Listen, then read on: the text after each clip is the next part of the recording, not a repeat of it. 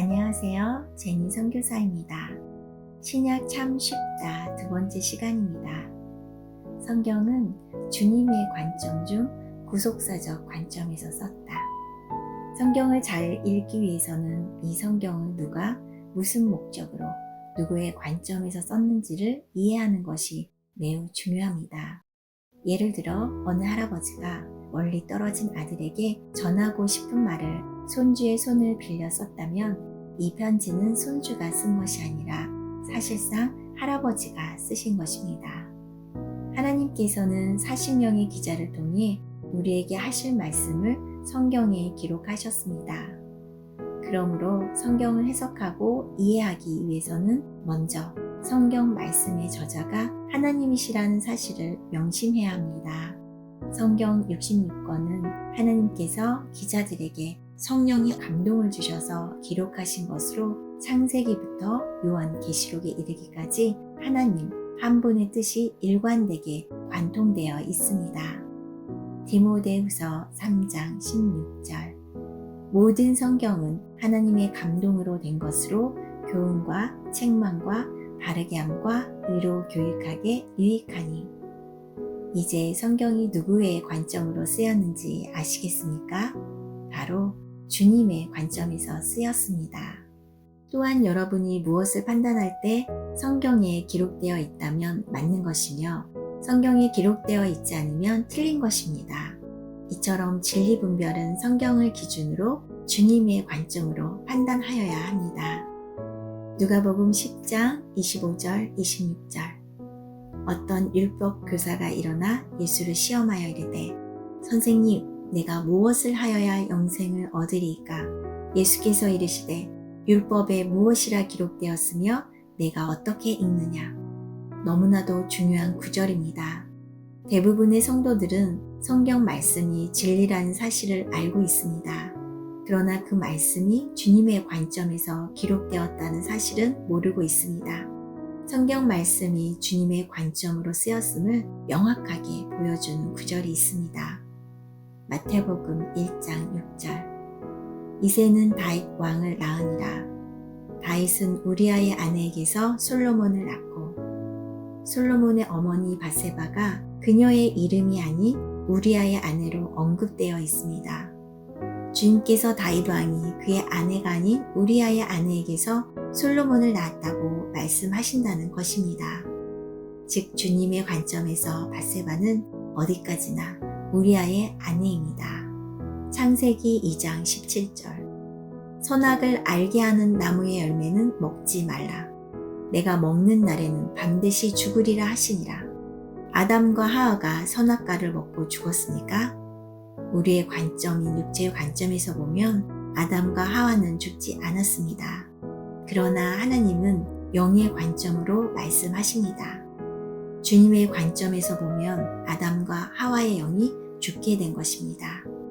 창세기 22장 2절 여호와께서 이르시되 네 아들 내 사랑하는 독자 이삭을 데리고 모리아 땅으로 가서 내가 네게 일러준 한 산 거기서 그를 번제로 드리라.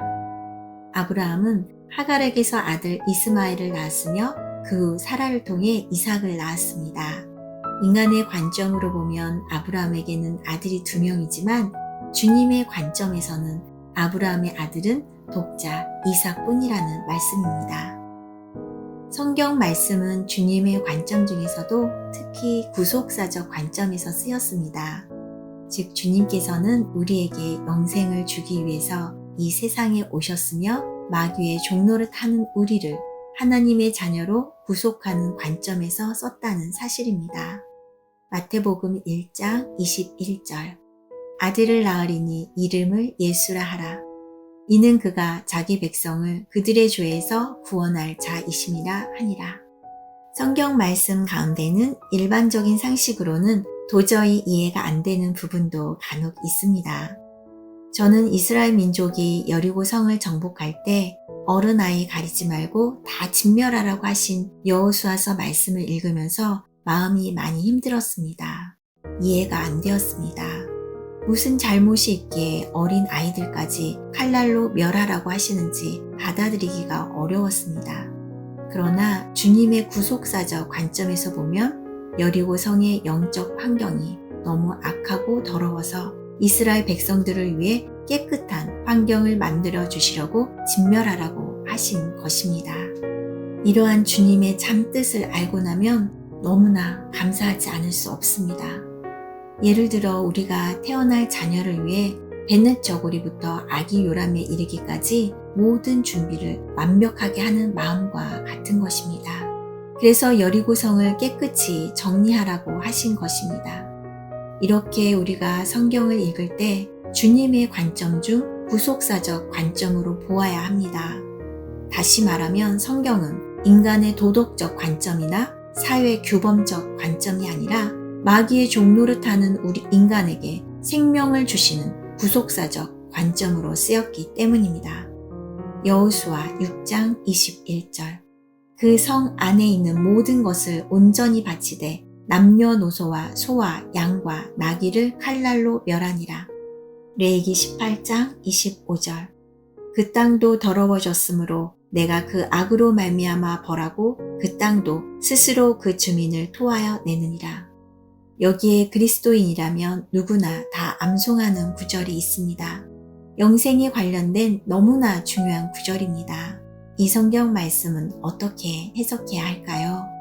요한복음 3장 16절 하나님이 세상을 이처럼 사랑하사 독생자를 주셨으니 이는 그를 믿는 자마다 멸망하지 않고 영생을 얻게 하려 하심이라. 그를 믿는 자마다 라는 표현은 누구의 관점으로 해석해야 합니까? 저자이신 주님의 관점입니까? 아니면 이 말씀을 읽고 있는 당신의 관점입니까? 만약 주님의 관점이라면 주님께서 당신이 주님을 믿는다고 하셨을 때만 당신이 구원을 받을 수 있습니다. 내가 나의 관점에서 주님을 믿는다고 해서 구원을 받는 것은 아닙니다. 요한계시록을 읽어보면 죽은 자들이 주님 앞에서 심판받는 장면이 나옵니다. 모든 사람은 주님의 심판대 앞에서 주님의 관점에서 예수를 믿는지 심판받는다는 의미입니다. 요한계시록 20장 11절, 12절, 15절 또 내가 크고 흰 보좌와 그 위에 앉으신 이를 보니 땅과 하늘이 그 앞에서 피하여 간데 없더라.